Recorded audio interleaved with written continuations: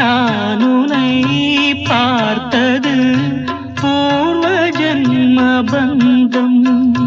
நீண்ட நாள் நினைவிலே வாழும் இந்த சொந்தம்.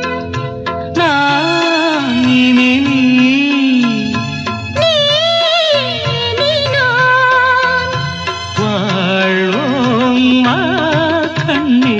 நிலவு தூங்கும் நேரம் நினைவு தூங்கிடாது. இரவு தூங்கினாலும் உறவு தூங்கிடாது. இது ஒரு தொடர்கதை, தினம் தினம் வளர்த்திரை